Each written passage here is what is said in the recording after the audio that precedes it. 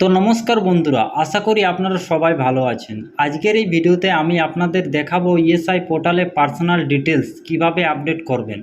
অনেক সময় ইএসআই অ্যাকাউন্টে মোবাইল নম্বর, ইমেল আইডি, ঠিকানা অথবা অন্যান্য তথ্য ভুল থাকে।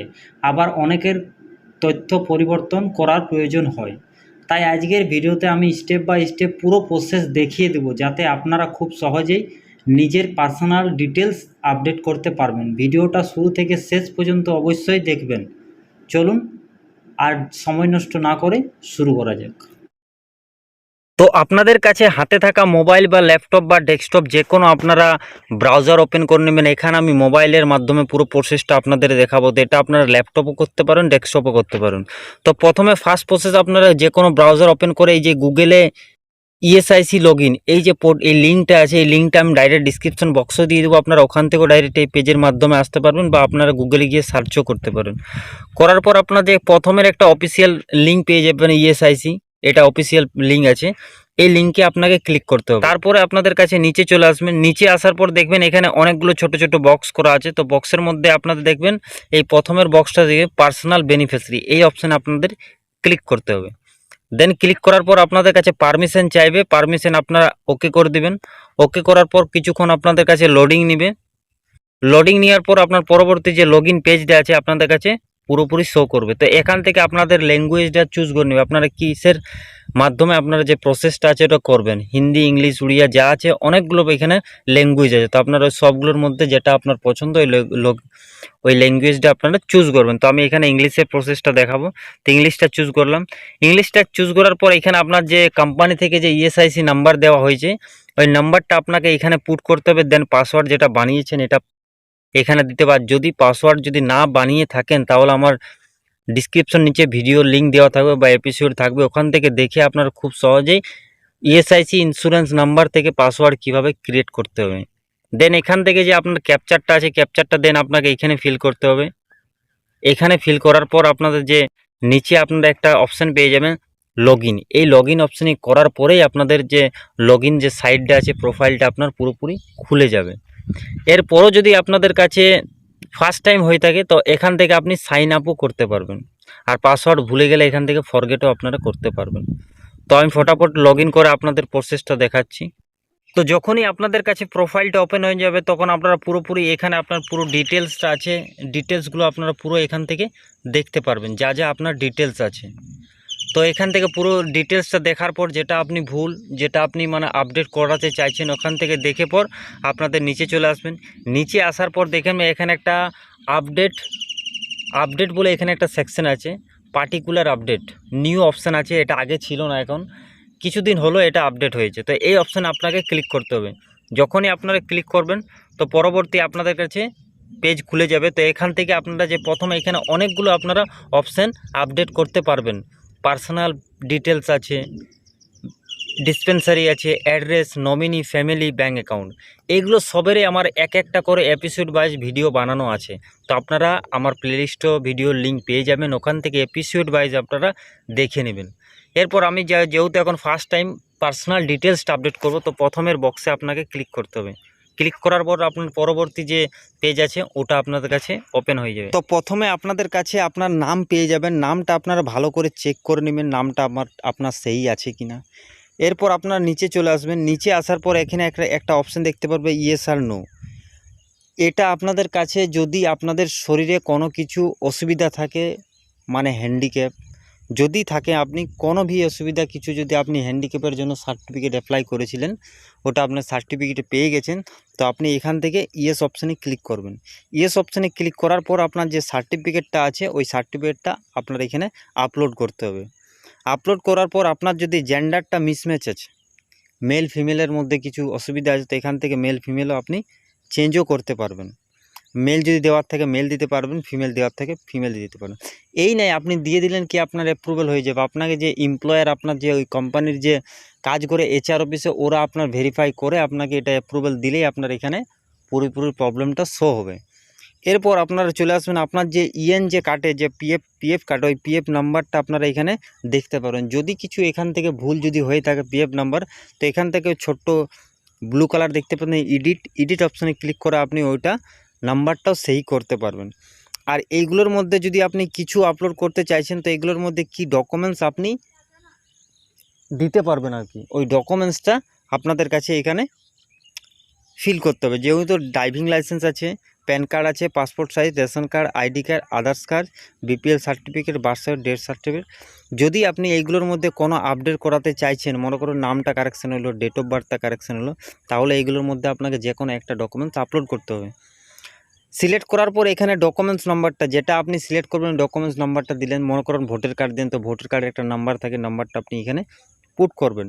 দেন এই যে আপলোডটা করবেন, এই আপলোডটা মিনিমাম 200 কেবির মধ্যে হওয়া চাই। 200 কেবির উপর হলে আপনাদের কাছে আপলোডটা নেবে না। আর এটা শুধুমাত্র পিডিএফ, জেপিজি আর জেপিইজি এইগুলোর মধ্যেই এই ফাইলটা সাপোর্ট করবে। দেন আপনাদের চলে এলাম এই যে 2 নম্বর সাইডে আপনাদের কাছে চলে এলাম। যদি আপনাদের ইন্স্যুরেন্সে ফটো আপলোড করতে চাইছেন, মানে ফটো আপনাকে যদি আপনারা আপলোড করতে চান, এটা কম্পালসারি, এটা রেড ডট আছে, আপনাদের প্রোফাইল আপডেট করলে আপনাদের ফটো আপলোড করতেই হবে। তো এখান থেকে মোটামুটি 50 থেকে 100 কেবির মধ্যে আপনার যে পাসপোর্ট সাইজে ফটো থাকে, ফটোটা আপনারা এখান থেকে অ্যাটাচ করবেন। চুজ ফাইলে ক্লিক করলে আপনার প্রোফাইল খুলে যাবে, ওখান থেকে আপনারা ফটোটা ইজিলি আপলোড করতে পারবেন। এরপর এখান থেকে আপনার টাইপ অফ ডিসেবিলিটি, এখান থেকে আপনারা চুজ করে নেবেন যে কোনো একটা অপশান। এরপর আপনারা নিচে চলে আসবেন। নিচে আসার পর এখানে দেখবেন আপনার যে ইন্স্যুরেন্সে আছে, যদি মহিলা হয়ে থাকে তাহলে দেখবেন ওদের বিয়ে হয়ে গেলে আপনারা অনেক টাইম ওদের আপলোড করতে বলে হাজব্যান্ড, তো এখানে হাজব্যান্ড ক্লিক করে হাজব্যান্ডের নামটা আপনারা ওখান থেকে দিতে পারেন। আর যদি ছেলে হয়ে থাকে তাহলে তো আপলোড করার প্রয়োজন নেই, ফাদার নামই চলবে, তো ফাদার নামটাই আপনারা দেখে নেবেন। যদি কিছু কারেকশন করার থাকে তো আপনারা কারেকশন এখান থেকে করতে পারেন। এরপর আপনাদের ম্যারিটাল স্ট্যাটাস, যদি বিয়ে হয়ে যায় তাহলে আপনারা ম্যারিড অপশানে ক্লিক করবেন, আর যদি বিয়ে না হয়ে থাকে তো আনম্যারিড আপনারা চুজ করে নেবেন। এরপর যদি যে কোম্পানিতে আপনি জয়েনিং করেছেন ওই কোম্পানির আপনার অ্যাপয়েন্টমেন্ট যেটা আপনি জয়েনিং করেছেন ওই ডেটটা আপনাদের কাছে এখানে মেনশন পুরোপুরি থাকবে। এরপর এইগুলোর মধ্যে যদি কিছু আপনাদের কাছে চেঞ্জিং হয়েছে, সেম আপনাদের এখানেও একটা ডকুমেন্টস আপলোড করতে হবে যেটা আপনার ভ্যালিড হবে। তো এই ডকুমেন্টসটা চুজ করবেন, এরপর ডকুমেন্টস নাম্বারটা দিবেন। আর সেম এটা 200 কেবির মধ্যেই আপনাকে পিডিএফ, জিপিজি, পিএনজি এগুলোর মধ্যে আপনাদের কাছে পুরোপুরি আপলোড করতে হবে, নতুবা আপনার ফাইলটা আছে ওটা সাপোর্ট করবে না।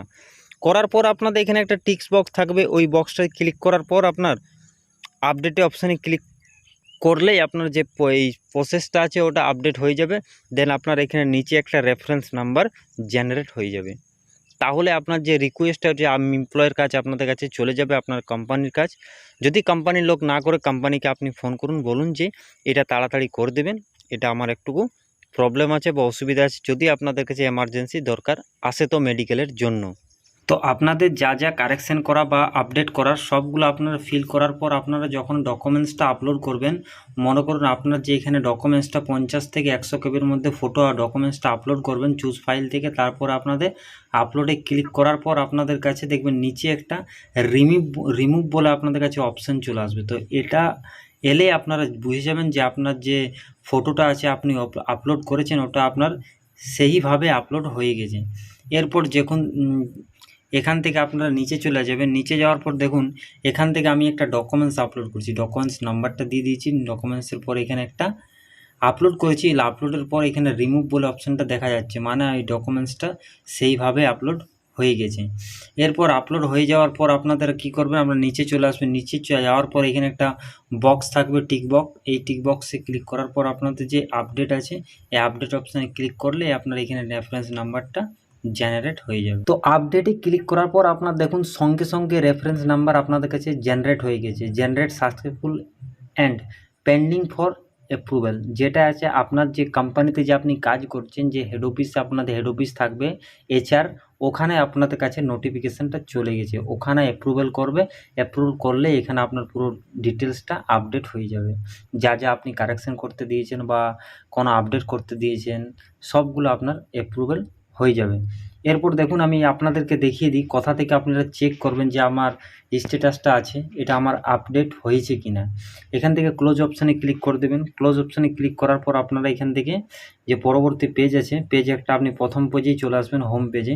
আসার পর আপনারা নিচে চলে আসবেন। নিচে আসার পর এখানে আপনারা একটা অপশান দেখতে পারবেন, নোটিফিকেশান স্ট্যাটাস রিকোয়েস্ট, এই স্ট্যাটাস রিকোয়েস্ট এই অপশানে আপনাকে ক্লিক করতে হবে। আপনারা পরবর্তী পেজে আপনারা 3টি পরপর অপশান দেখতে পাবেন। এখানে নিউ লেখা আছে, মানে এগুলো নতুন আপডেট হয়েছে, আর এটা আপনার প্রথম থেকেই ছিল আর কি, এটা রিসেন্টলি আপডেট হয়েছে। তো এই দুটো যে অপশান আছে, এই দুটো শুধুমাত্র যে কোনো আপনারা মেডিক্লেম বা কিছু ক্লেম যদি এখান থেকে করে থাকেন, তাহলে এই দুটোতে আপনারা দেখতে পারবেন বা রিকোয়েস্টটা স্ট্যাটাসটা চেক করতে পারবেন। তো যদি আপনারা কিছু পার্টিকুলার কিছু আপডেট করতে চাইছেন বা কোনো কিছু আপডেটের জন্য রিকোয়েস্ট দিয়েছেন, তাহলে আপনারা এই প্রথমের অপশানটাতে দেখতে পাবেন। তো প্রথমের অপশানটাতে আপনারা জাস্ট ক্লিক করবেন। পরবর্তী পেজে যখনই আপনারা চলে আসবেন, তো এখানে সবগুলো আপনারা দেখতে পাবেন, যতগুলো আপনি আপডেট বা রিকোয়েস্ট দিয়েছিলেন চেঞ্জেস করার জন্য, যেটা আপনার অ্যাপ্রুভ হয়েছে না রিজেক্ট হয়ে গেছে, সবগুলো আপনি এ টু জেড এখান থেকে দেখতে পাবেন। দেখুন যেগুলো আছে এগুলো আমার রিকোয়েস্ট দিয়েছিলাম, এগুলো রিজেক্ট হয়েছে, এটা শুধুমাত্র অ্যাপ্রুভ হয়েছে, কোনটা পেন্ডিং আছে। আর যদি আপনার পার্টিকুলার দেখতে চাইছেন, তো এখান থেকে সিলেক্ট আছে, ড্রপ ডাউন আছে, ড্রপ ডাউন থেকে এখানে আপনারা টোটাল 5টা অপশান পেয়ে যাবেন। 5টা অপশানে আপনারা দেখতে পাবেন। যদি আপনারা ফার্স্ট টাইম রিকোয়েস্ট দিয়ে থাকেন, তাহলে এখানে আপনারা দেখতে পারবেন। ইনি যদি অ্যাপ্রুভাল দিয়ে দেয়, তাহলে আপনার কাছে এনার কাজ চলে যাবে। ইনি অ্যাপ্রুভাল দিয়ে দিলে আপনার এনার কাজ চলে যাবে। পরপর এই 3টি ধাপ আছে, 3টি ধাপে যদি পরপর অ্যাপ্রুভাল দিয়ে দেয়, তাহলে আপনারা অ্যাপ্রুভ অপশান আপনারা দেখতে পাবেন। আর 3টার মধ্যে কেউ যদি রিজেক্ট করে দেয়, তাহলে আপনাদের রিজেক্ট অপশানে গিয়ে আপনারা দেখতে পারবেন। তো কে রিজেক্ট করেছে ওটা আপনারা এখানে দেখতে পারবেন, আর কি কারণে হয়েছে সাইডে আপনাদের মার্কস থাকবে, এই মার্কসের মধ্যে আপনারা দেখতে পারবেন, রিমার্কস দেওয়া থাকবে। তো এখান থেকে দেখুন, আমি যেহেতু এখন একটা অ্যাপ্রুভেলের জন্য দিলাম, তো এখানে লাস্টের অপশানে সিলেক্ট করে আপনারা যখনই সার্চ অপশানে ক্লিক করবেন, তো আপনারা দেখতে পারবেন কোন টাইমে কি পজিশনে জিনিসটা আছে। দেখুন এখানে আমি আজের ডেটে টাইমটা দেখুন, সেম ডেটে আমি দিয়েছি। এখান থেকে এখানে স্ট্যাটাস কার কাছে শো করছে, পেন্ডিং উইথ এমপ্লয়ার, যে আমার HR আছে ওনার কাছে রিকোয়েস্টটা চলে গেছে। উনি যখনই অ্যাপ্রুভাল করে দেবেন, তো এখানে আরও দুটো লেভেল আছে, ওই ওনার কাছে দুটি লেভেলের কাছে, যে এনার কাছে আছে, এনার কাজ অ্যাপ্রুভালের জন্য চলে যাবে। ওর পর ইনি অ্যাপ্রুভাল দিয়ে দিলে এনার কাজ চলে যাবে। ফির এইভাবে 3জনে অ্যাপ্রুভাল দিয়ে দিলে যে অ্যাপ্রুভ আছে এখানে আপনার শো হবে, বা প্রোফাইলটা পুরোপুরি আপডেটও হয়ে যাবে। তো বন্ধুরা, এই ছিল ইএসআইসি পোর্টালের পার্সোনাল ডিটেলস আপডেট করার সম্পূর্ণ প্রসেস। আশা করি ভিডিওটা আপনাদের ভালো লেগেছে এবং উপকার আসবে।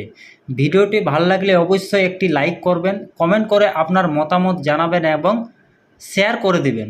আর ইএসআইসি সম্পর্কে সমস্ত এপিসোড ওয়াইজ ভিডিও দেখার জন্য ডিসক্রিপশন বক্সে দেওয়া প্লেলিস্ট লিঙ্ক অবশ্যই চেক করে নেবেন। চ্যানেলে নতুন হয়ে থাকলে সাবস্ক্রাইব করে বেল আইকন প্রেস করবেন, যাতে আগামী ইএসআইসি এপিসোডের জন্য নোটিফিকেশান সবার আগে পেয়ে যান। তো ধন্যবাদ, সবাই ভালো থাকবেন। আবার দেখা হবে পরবর্তী ভিডিওতে একটি নতুন গুরুত্বপূর্ণ তথ্য নিয়ে। ধন্যবাদ।